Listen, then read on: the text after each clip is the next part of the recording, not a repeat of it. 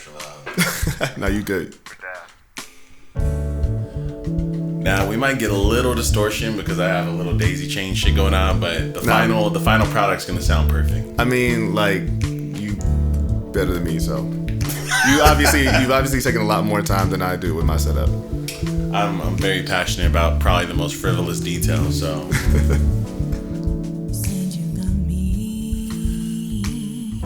Some Sade ass smooth vibes. It was funny is we recorded this in like literally right when the pandemic hit, and for this past weekend was the first time me and this singer ever recorded it or ever performed it together. So it took almost 2 years for this to happen. Goddamn. Yeah. I'm worse, so I'm not gonna talk any BS or shit. I can't remember if I cuss on these shows or not, but either way, I'm not gonna talk any trash because I'm way worse. So, I guess this episode definitely requires an introduction here. Obviously, if you're watching this, you know who I am. I'm Jay Kasai, but this is a show where I only have special guests, and this is Richard Blacksher. What up? A man of many skills, a teacher, a musician, an artist, a rapper, a singer, a performer. You do a lot of shit, man. Yeah, I do. Yeah, it's it's impressive, man. I'm humble, but I admit I do a lot. Yeah, I mean, doing a lot is not necessarily impressive until you execute doing a lot, Facts. And you're obviously here in this room because, in my opinion, you're very talented at some of the things you do. So I guess we start from the beginning, which is where you from, and any basic stuff you want to tell us about you. Obviously, my favorite things are you play instruments. Those are my favorite thing about you. But tell me your favorite things about you. Well, what's up? I'm Richard Blacksher. I'm from San Bernardino, California, born and raised. Whoop, whoop. West side at that. IE. And yeah, like you said, man, I'm an educator. I'm a writer, musician, and Renaissance man, I guess, is what I like to call myself these days. Beautiful. I'd like to consider myself from a similar cloth as you, as far as I'm very passionate about, getting out my creativity and art in whatever avenues suit me at the moment. Right. Obviously, this room, even the colors in this room literally. For me, everything for me is an avenue. And I told you, I'm trying to get the colors to match the music, and everything's important, and every attention to detail. I think you might touch someone different, when you do things down to that little detail. Yeah. I think, first and foremost, this show is called For the Record, and that's a play on words, because we talk about things for the record, but also we're doing this for the record, so right. It's a very lazy title, but or it's the most clever title ever. You just gotta I feel like people will read it and just know what the hell's going on, that's and true. That's halfway the most important thing. But I think that these shows in general are just a great way for us to have a platform, just one more extra platform that's in good quality for us to talk about all the special things people do. Which is necessary. Right. There can never be enough. In this era, it's so important, because it's one of those things if it's not on Instagram, did you really do it? Right. Which for me, that means I didn't do a lot. So. And I hate Instagram right now. But same. Yeah. Same. So I guess first and foremost, what have you done in the past? What are your previous accomplishments?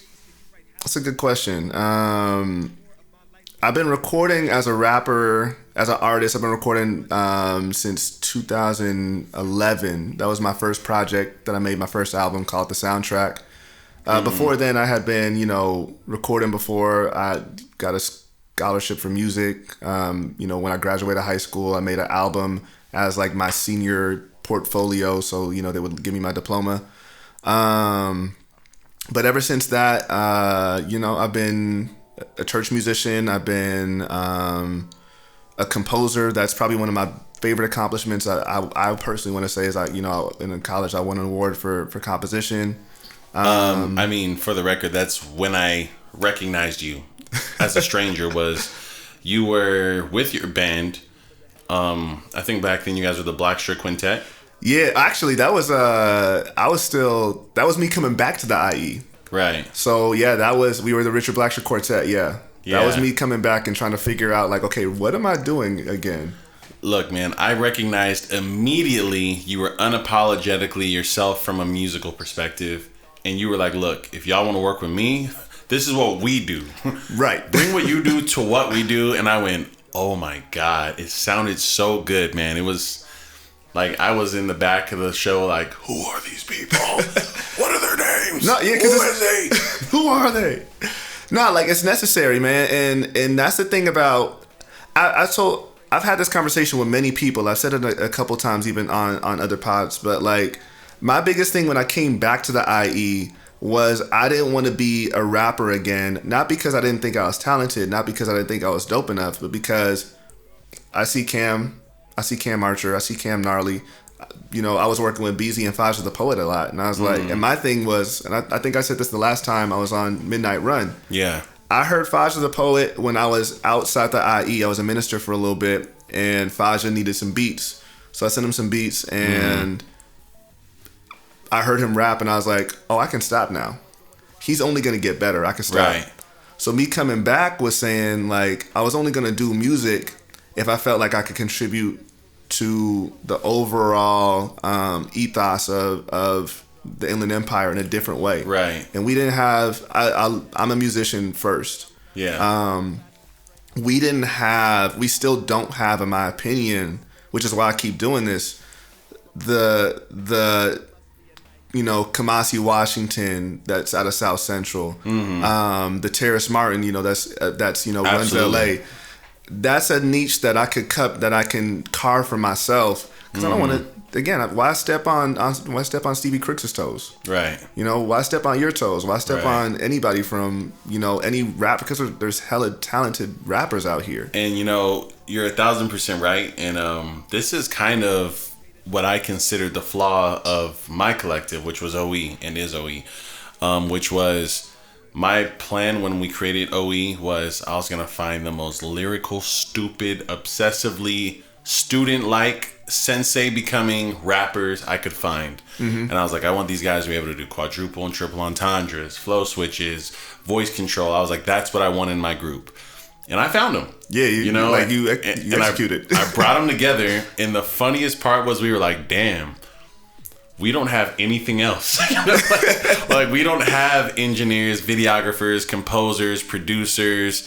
And then when we do have them, there's someone like me who also wants to rap. I also want to be in front of the camera. I don't always want to be editing the CJ or Cam videos, and vice versa for all of us. We all have other skills, but we needed someone who was like, I don't need to be a star or a rapper.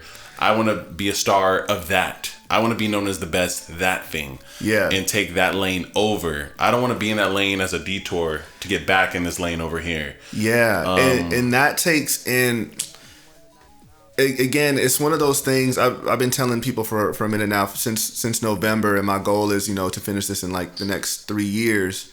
I've been researching Inland Empire music for the last the 10 years that has been coming, right? Right. And the question that I'm asking is, why was it Kendrick Lamar and not someone from the IE? Right. Really, and not to say it like as a diss, because it's not a diss at all. It really is just a part of the question. Like, why was it Kendrick? Why was it Tyler the Creator and not Radio Bass? Right. Because there's a lot of stuff that happened in the IE, and it comes down to a lot of us here in this region. We feel like we have to do it all. Mm-hmm.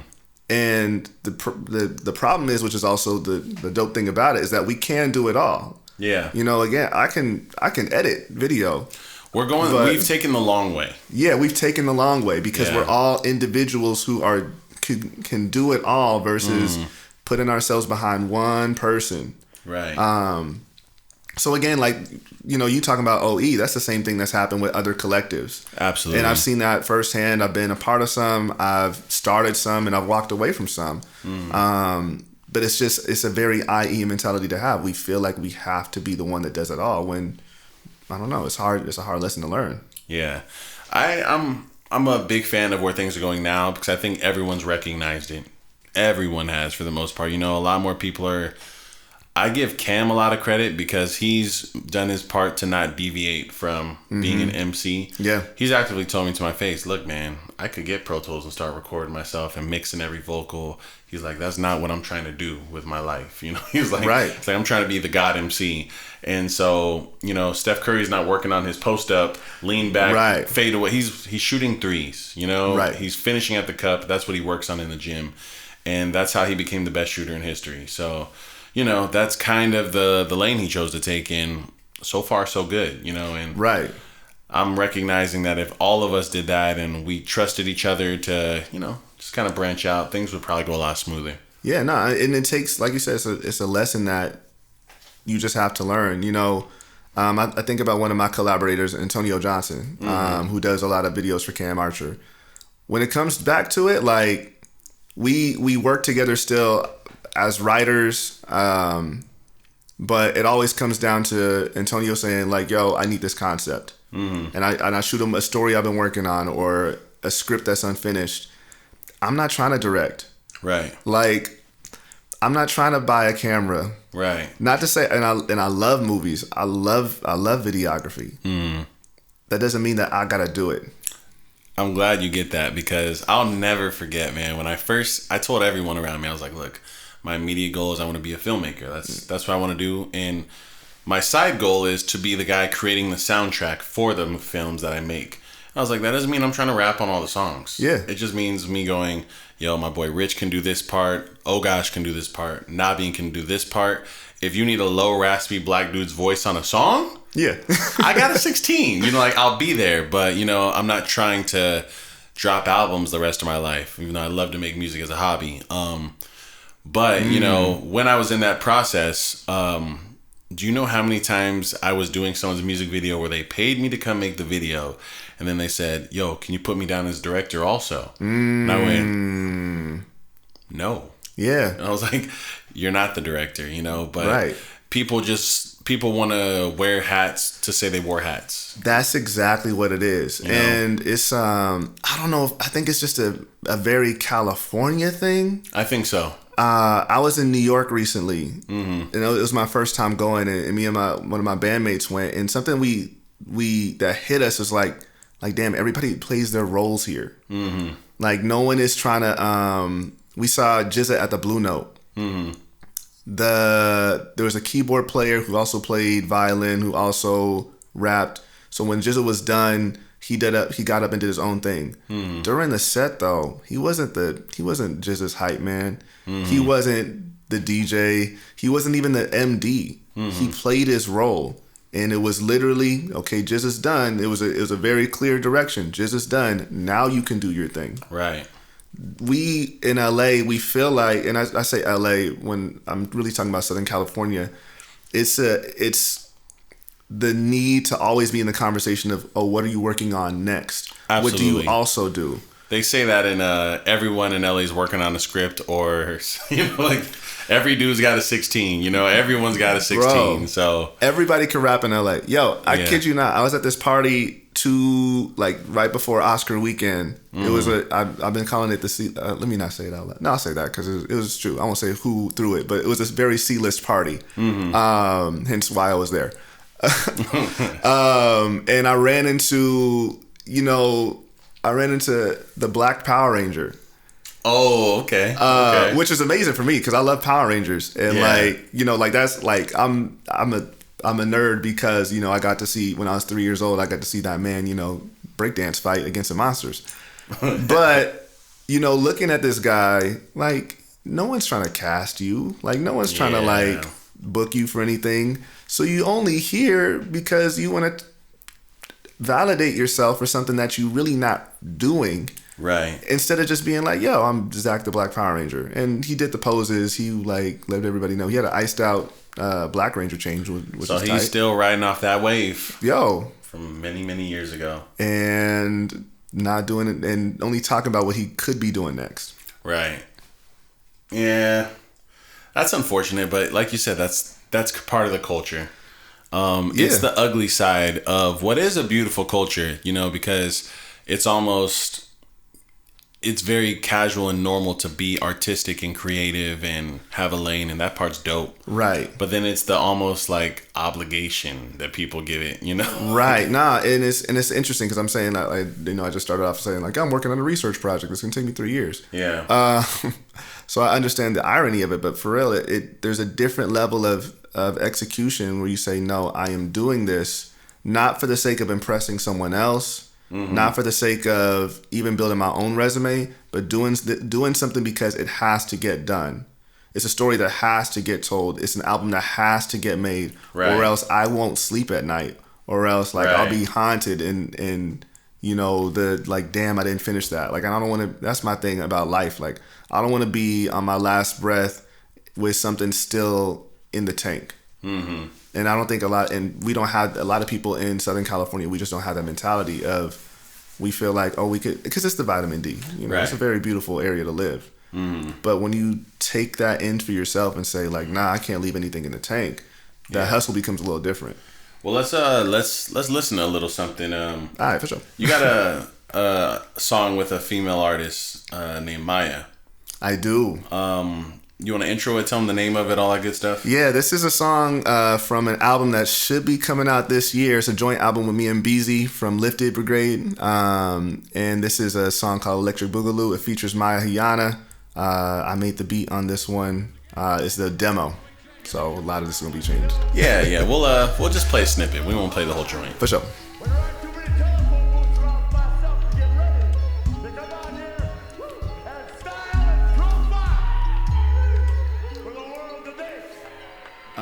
Things just ain't the same for gangsters. Be talking way too much to say they dangerous. My folks killing time like their clocks in cages. Wasn't stopping no steal cause the steel is stainless. True American, not a US agent. Had to bust a U when I knew that payment. You could clear the room if your dude is hating. Couple cannons in my palm like my boo is Haitian. Hustle real hard, but I ain't complaining. These moves I'm making. Hard like low pro cars to scraping. Me plus you know it ain't equating. In between the lines, know the game is thankless. Send one to your crib. So is this the hook she did? No, so we just exchanging verses. Okay. That's the whole point of the... Okay, I got you. Because I don't remember how her second part goes, but she almost had like an aesthetic on her vocal where if you just brought that back a few times, I'd get why. Yeah. Maya reminds me of... what's her name from Diggable Planet? So I love her voice. Yeah, it's a voice that it has an aesthetic. Mm-hmm. It has a sonic that makes it unique. Yeah. I love how you start your each verse with like kind of an ode, like a sample-esque. Yeah, exactly. That's again what we call the Electric Boogaloo. Actually, that's not what we called that. I made this song. I was given a lecture about sampling and the history of sampling, so I took a song from this country called Eritrea, and I sampled it for these students, and then I was like, oh, it's actually kind of tight. I'm gonna keep this, and I let one of the students name it. So yeah, that's why it came out like this. But yeah, that's it. But yeah, man, that's a joint. So I'm very interested to see. So this is me speaking as a fan. I'm very interested to see where you go with the composer-esque part of your music. So obviously, a lot of the music I've heard from you, you're doing vocals on it. Yeah. You're either singing or you're rapping, or you're a major factor in the vocal performance of the record. But I think that I want to hear a platform. Maybe it already exists and I don't know it, but a platform of your genius as a composer. You're actually previewing something that wasn't supposed to be talked about yet. Spoil it. So one of my frequent collaborators is a guy named Antonio Johnson. I always make fun of his name. Mm-hmm. Antonio Johnson. He's a director. He's worked with Cam Archer a lot. And Antonio is a filmmaker first. So right. I've done a lot of scoring for Antonio. There's stuff that he hasn't even put out. And we've done, and this is a collaboration that's been happening maybe, I want to say, since 2014. So I was reviewing just all my compositions I've made for films and independent directors and stuff. So I was going to actually put out just the film music that I've done or concepts that I've already worked on or somebody picked up or didn't pick up or it wasn't finished. So that'll be coming out maybe next year once I tweak some things. So that's one version, and obviously that's going to be one of those timeless projects where it kind of, that kind of music for me, it's like kind of like we said this earlier, but like the Ahmad Jamal stuff, the Roy Ayer stuff, that music that you can always just go back to it because it doesn't age. Right. You can't put a year on that kind of music. But what happens when we combine the Roy Ayers with the DJ Khaled? Right. What happens? We haven't seen that yet. We haven't, and right. I'm curious to know if that's something that's on your calendar at some point. That is on the calendar. The next project I have two things coming out this year. I have a back-to-back single. It's called "The Lake" and "Remember Her Love," and that it's kind of like my last like catharsis of like I'm definitely getting over what Angela Davis and Cornel West call the actual blues that us as Black people go through. So the next project is going to be a lot more of the funk, and I got one of my friends from Dublin. She plays cello. She's going to be all over it. On top of like this amazing something like just a friend from Dublin who plays the cello on my record. Right. It is what it is. Like, and then also something like. But also, like, just, the amazing musicians that I work with who've been doing funk and jazz and play for, like, local artists and even people who are on tour right now. Like, that's something that we're going to make special. I really want to see you weaponize these things that you think are normal because they're not. Bro. These things you're saying to me as a guy who's, like, I remember when I first started rapping, like, I dreamed of, like, just getting a dope beat. Like, I was like, man, I'm on the internet on SoundClick or YouTube looking for a beat. And then, obviously all my friends got good at making beats, and that helped. But, I just think of all the times we would think to ourselves, like, man, what if this piano was a live pianist? Or what if my show had this guy in the background? And I'm like... Nah, like, you say that, it's funny that you say that. Because my collective, especially, my homeboy Jason. Yeah. We always talk about y'all. Yeah. We specifically, was like, I'm going to text him later. I'm like, yo, I just did this pod with Jay. Yeah. We talk about Cam Archer. We talk about Nabi, and we talk about, oh gosh, we analyze the hell out of you guys. Man. So like, it's nothing to envy. Like we for real analyze your music like constantly. Here's the difference. So, but the difference between us and you guys is we know our little weapons and we weaponize them. We put them on the battlefield. And you're over here thinking that these things you have are not that special. I don't know what it is, but I want you to know, like, you have things that are beyond worth analyzing. People wait to get what you have after they get a major deal. This is... did you hear what Kendrick said about To Pimp a Butterfly? Huh. When he didn't understand why he liked certain beats more than other ones, and the Richard Blacksher he knew went, you like jazz. Yeah. Did you know you like jazz? He was like, no. And he was like, we're going to bring in jazz musicians. You have a budget now. You have it. You have what Kendrick didn't know he needed. Right. But this is the thing where us, and we were kind of just briefly talking about it, the collective of musicians that I work with, it's now a question of, we were doing it on our own for so long. We were already having these conversations. Like, we've known each other for, we went to college together. We've known each other for years. Yeah. We were already having these conversations, but now it's like, it's for the first time we're all like, oh, we're all in the same, city, let alone like part of the world. So for us, it's now like, yo, like, let's actually not just talk about the music, but like, let's make music together. And we haven't had that opportunity before. So when we talk about analyzing you guys' stuff, like, I think that's our biggest weapon, is that, it's not just that we're musicians.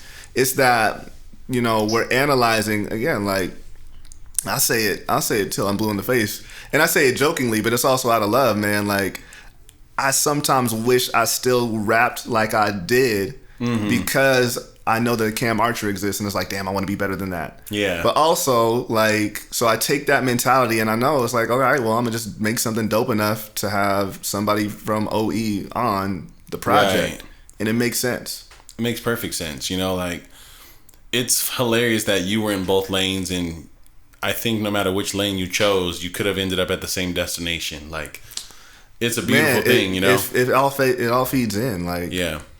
I don't know. So for me, I kind of felt that way about like engineering or videography. And it's funny because those are the ones that I found the most passion in immediately, but I can't stop writing. I don't know how to stop, you know? You never do. I was reading The Year of Magical Thinking by Joan Didion, and I finished that like in February. And that's something that she talks about, like her talking about even in her old age, like she never stops writing. It's something about that practice of expression. You never quit. Yeah. And and I think about that, that's even kind of, I don't say this too often because I never want to, you know, put down hip hop because hip hop, you know, saved my life for real. But I never wanted to be a person who was still writing and didn't feel like that expression of themselves at 25, that same expression couldn't be said at 45. Right. So that's even why I made that pivot to you know, whatever genre I am now, R&B, jazz, soul, whatever you want to call it. You know, I made that pivot because I wanted to do songs that I could keep doing as I got older, and I couldn't do that with hip hop. Like, there's only like. Do you have any like production composition-esque jazzy stuff that we can play right now? Yeah. Did you send me anything? Like just composition. We opened up with Goodbye Mary. I think my favorite one. Which is the one I played earlier? That was Goodbye Mary. So that's definitely one that I took. That's my tribute to Stevie Wonder. Okay. My favorite from that project. There's a fan favorite and my personal favorite. My favorite is Cool World. I think that's my favorite expression of jazz. Okay. The fan favorite though is the remix I did for Ace Sincere called Leap Down. Okay, which one are we playing? You should probably play Leap Down. I'm gonna play both. Okay. We'll play a little bit of both. Yeah. Let's leap down, take a deep breath. You're with me now, don't be scared, don't be scared. Let's leap down. Adjust loose is how I'm feeling in my attitude. No better things, better wings for my altitude. Spirits slow, spirits go when nowhere to move. I tried before, but now I'm like, what's the use? I prayed on it, stayed on it. I'm like, God's got it. I doesn't feel the way now, for being honest. Then I hear his voice. What's dope about this project is that at the end, there's a beat transition where I sampled the drums. I sampled the drums from Czarface meets Metal Face. So I actually had to reach out to DJ 7L from Czarface, and I was like, yo, can we sample this? And he was like, yeah. I was like, how much? He's like, you're not gonna make any money. I was like, but it's all love. Like, he still follows me on Instagram, so I appreciate you, DJ 7L, for that. Man, also, what a real one. Yo, man. rest in peace, Doom, for that too. Like that whole collective. Thank you guys for supporting all three of you. And this has got one of those bass lines that got like a little bounce and carries. Yeah, this is definitely what the vibe is of the next project. We want to do more stuff like this. Like, it was cool to do the cathartic stuff, but you know, the pandemic's over. We're trying to get people dancing again. Okay, let's step in a Cool World for a bit. For sure. Yeah, this is my favorite track on the album. I think people like it when I tell them that. So like, I wrote this. I was going through some shit, and Nevertheless, I was, you know, thinking about like, just like, what is like a person in your life. So I was listening to Sweetest Taboo by Sade like a lot. And I was breaking that song down and analyzing it. And I started writing the words to this song. So this is when we recorded the EP, this is the only song that we had never performed live before. So when we... All right, hold on, you gotta stop talking, bro. This sounds crazy. That's actually the drummer.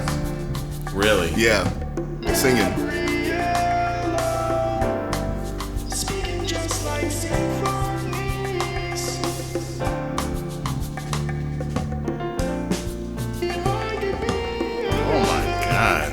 Yeah.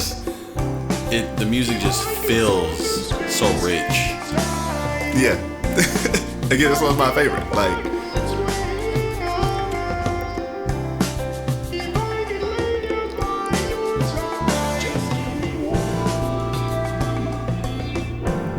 have you listened to Tom Misch?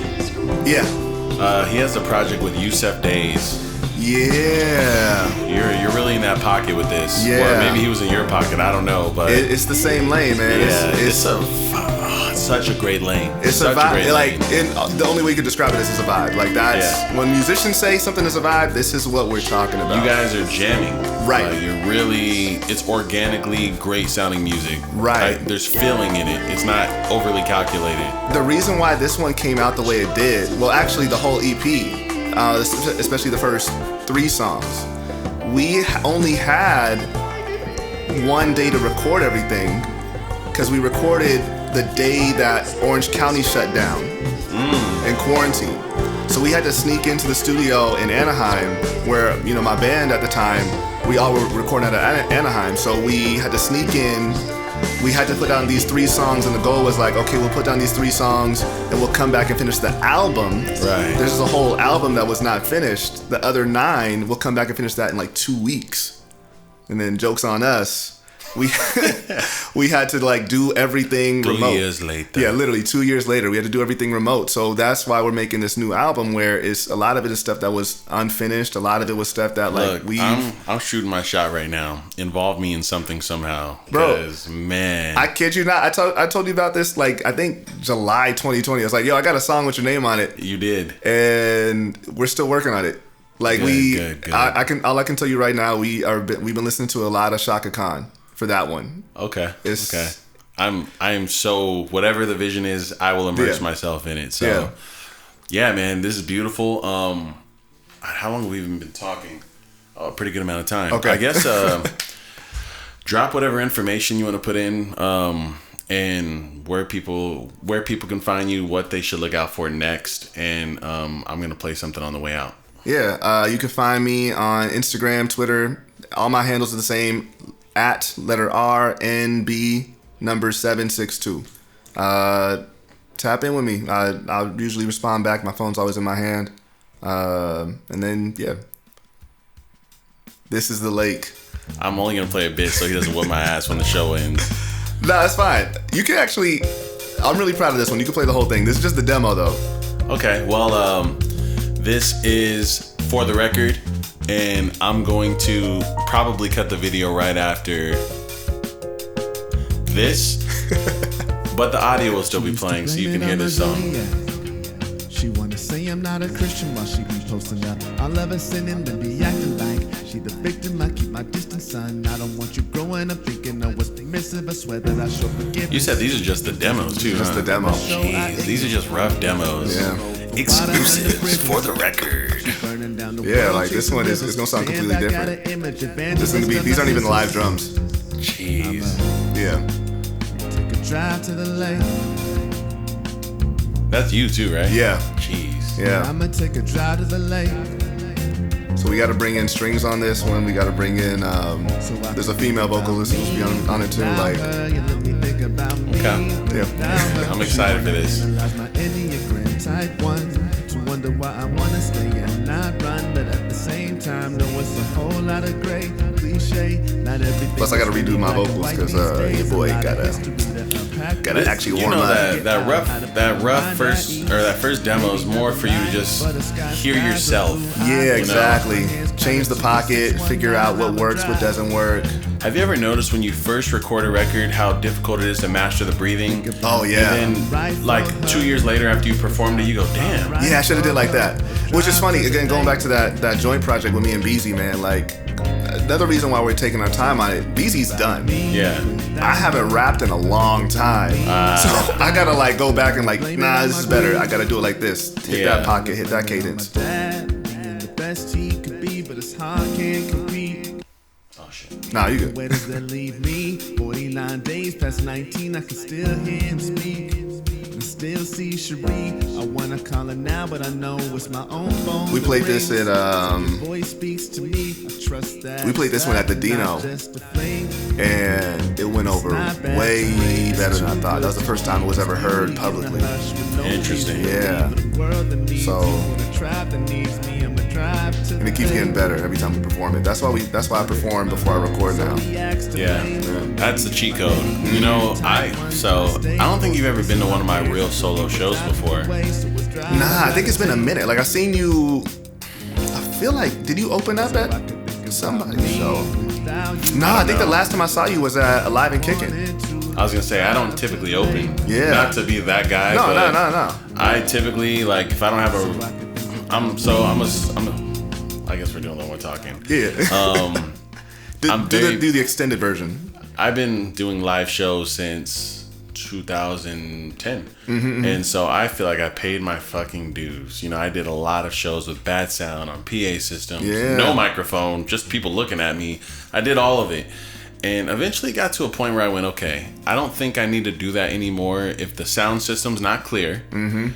And there's not a decent time slot where people are actually there. And I'm so passionate about sticking to that. So I told myself either headline the event or put the event together yourself or just make sure it's a venue where you just could jam even if there's no one there and you'd have a good time. Right. And those are like my requirements. Unless it's a close friend asking me to be there for them, you know, that's it, you know. And there's a few venues where, I mean, I don't even know if they're still open now post-COVID, but there's a few where I knew like, okay, sound here is always pristine. I'm gonna come out here and just test drive some records. Yeah. And I think that most people don't realize my sets, half of my songs are not out, available, or finished. Yeah. Half the songs on my set list. Nah, but that's kind of the dope thing about it. Yeah, and it's funny to hear you say you do it also. Yeah, no, like it.